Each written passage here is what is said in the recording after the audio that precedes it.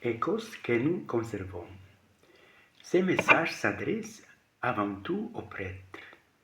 Nous conservons dans des vases d'argile ce que nous avons reçu. Sachez-le, frères et sœurs, Jésus avait des frères.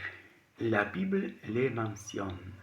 Dans l'Évangile selon Marc, chapitre 6, les habitants de sa ville natale l'appellent les fils de Marie et les frères de Jacques, Joseph, Jude et Simon.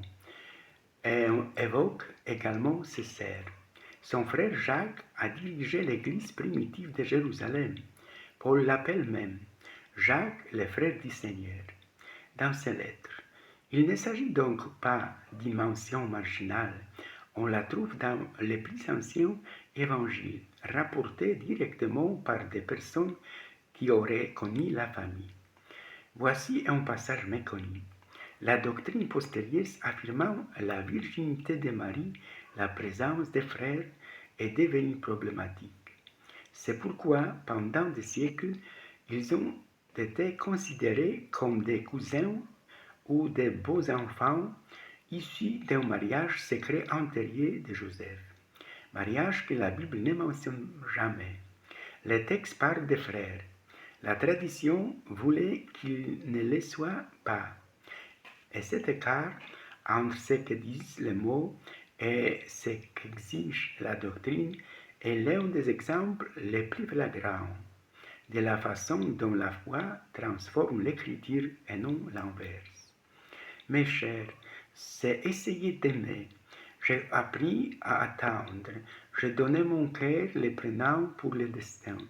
Je me suis perdu uniquement pour que vous restiez. Désormais, chaque sourire dissimule ce que les mots ne peuvent exprimer. Peut-être certaines âmes sont-elles destinées à partir, mais elles ne quittent jamais le cœur. Le temps passe et certains liens sont indéfectibles. Les souvenirs murmurent à mon cœur car ils ne peuvent feindre. Je ne demande pas votre retour, seulement la paix que je ne trouve pas en toi. J'espère encore qu'un jour, avec le temps, nos histoires s'apaiseront pour toujours. Vous avez cessé de vieillir. Moi non. J'ai vécu des années que vous n'avez pas vécues. Et il n'y a pas un jour où je rentre à la maison et où vous me dites « Tu as grandi ». Mes chers, il y a des moments trop précieux pour être pris à la légère. Vos relations reflètent vos limites. Peut-être que certains parviennent à trouver quelqu'un avec qui partager leur vie. Ce que vous laissez faire se répète. Ce que vous ignorez prend de l'ampleur.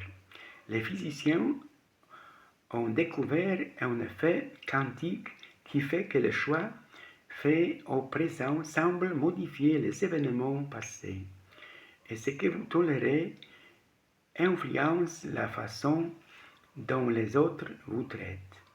Les pensées que vous n'osez pas exprimer sont les plus brillantes.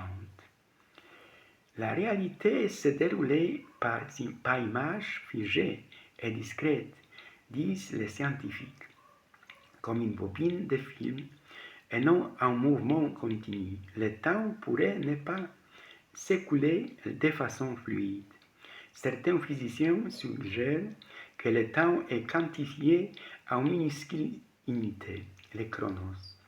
L'individu a toujours dû lutter pour ne pas être submergé par les groupes.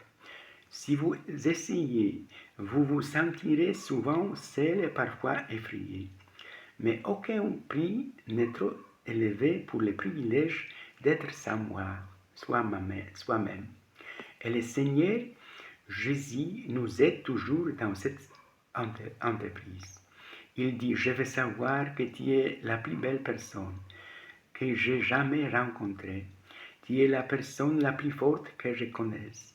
Tu es la personne la plus bienveillante que j'ai jamais rencontrée.